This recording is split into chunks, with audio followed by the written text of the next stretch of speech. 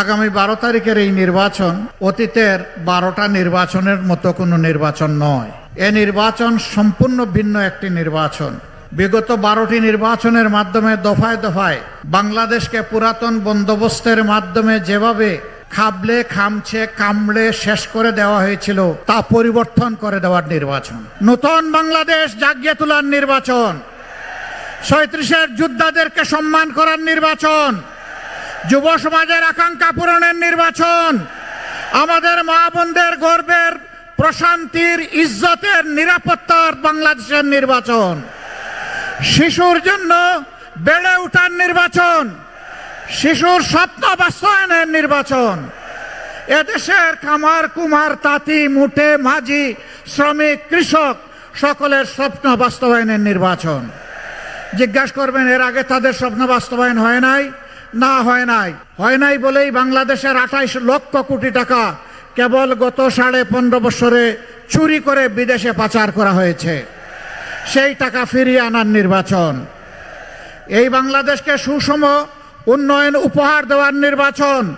কোনো মামু খালুর টেলিফোনে কোথাও কোনো আর উন্নয়ন হবে না, সেই দ্বারা বন্ধ করে দেওয়ার নির্বাচন। ইনসাফের ভিত্তিতে উন্নয়ন হবার নির্বাচন, যুবকদের হাতে মর্যাদার কাজ তুলে দেওয়ার নির্বাচন, বেকার ভাতার লোভ বন্ধ করে দেওয়ার নির্বাচন। প্রিয় দেশবাসী, এক আমলে 10 টাকার চাউলকে এখনো পেটের ব্যথা যায় নাই, এখন আবার কার্ড বিতরণ শুরু হয়েছে। একজন গিয়ে বলে 2000, একজন বলে 7000, আর একজন বলে 20,000। একজন বলে আমরা দিব 5 লক্ষ, একজন বলে 50 লক্ষ, আরেকজন বলে 50 কোটি।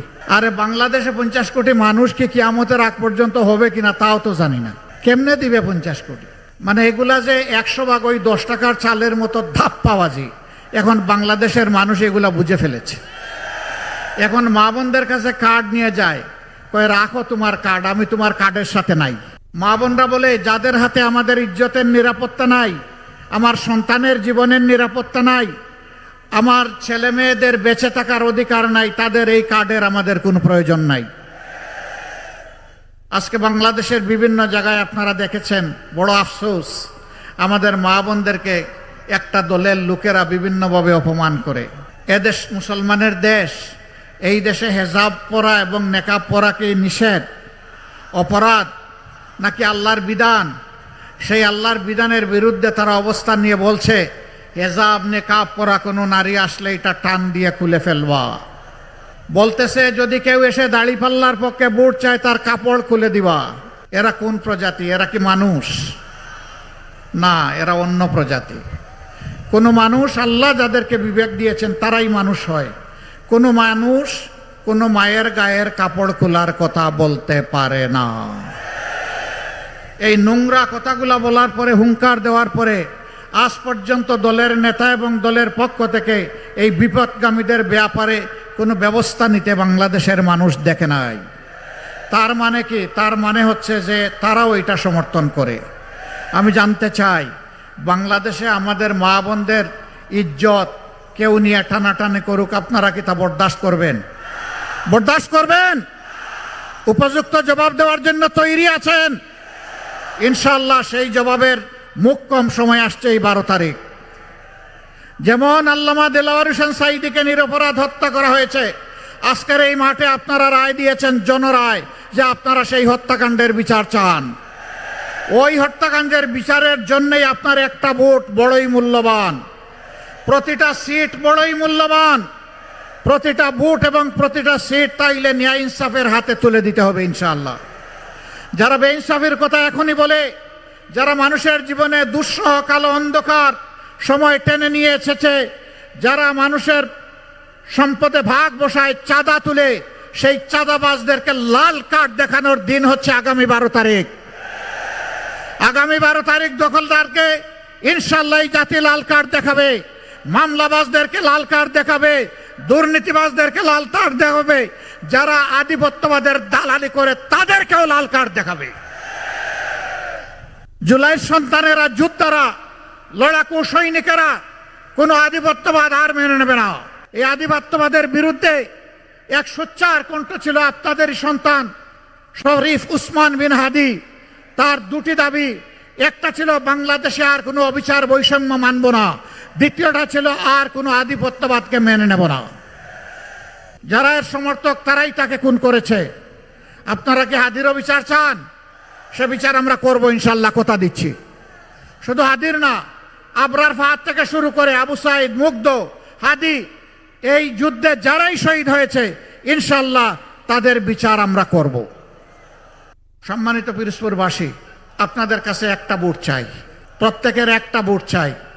সেই ভোটটা হবে ন্যায় এবং ইনসাফের পক্ষে। কোন ইনসাফ?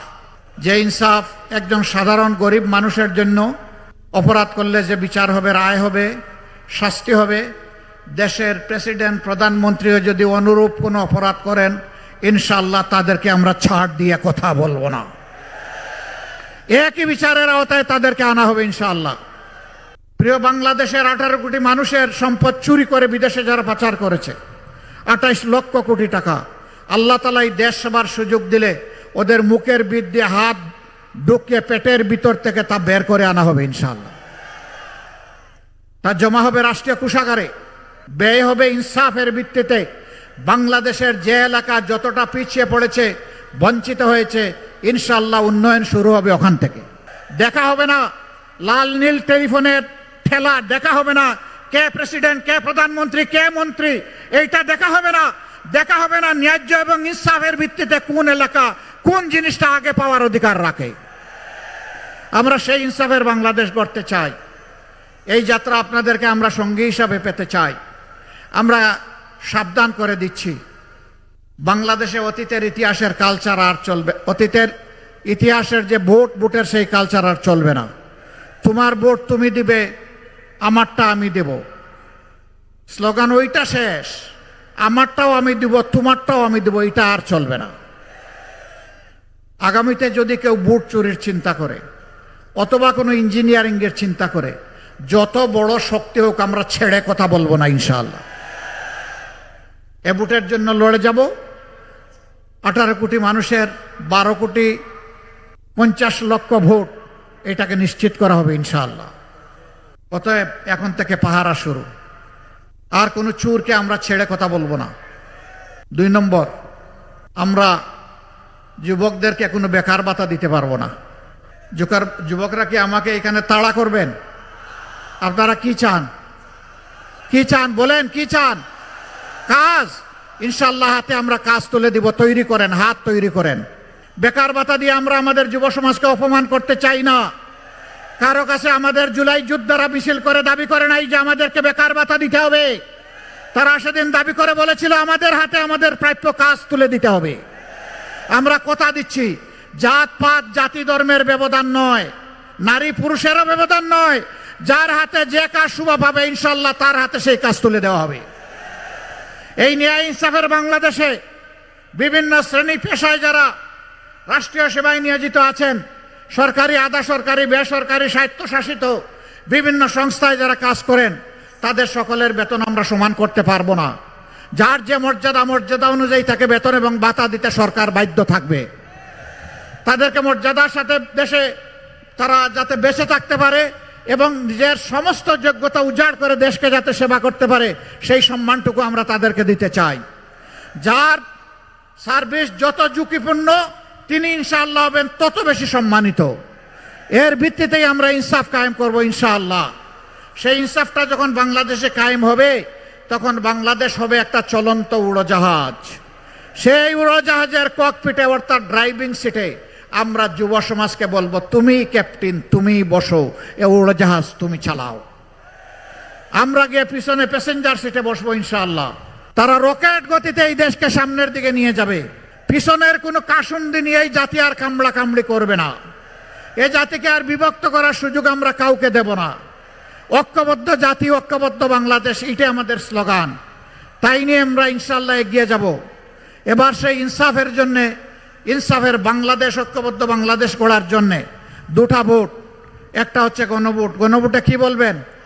কি বলবেন? হা মানে আজাদি, না মানে গুলামি। আজাদি না গুলামি। প্রথম ভোটটা ইনশাআল্লাহ 12 তারিখ হবে হা। সবাইকে নিয়েই হা বিজয়ী হবে ইনশাআল্লাহ।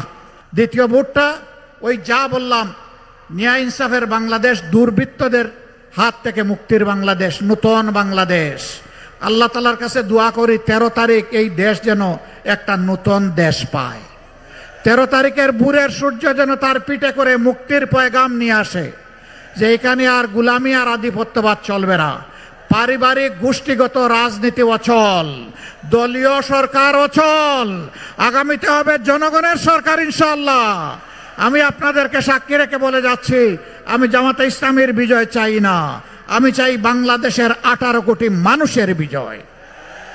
ওই বিজয় যেদিন হবে ইনশাআল্লাহ আমরা সকলেই মুক্তির স্বাদ পাবো।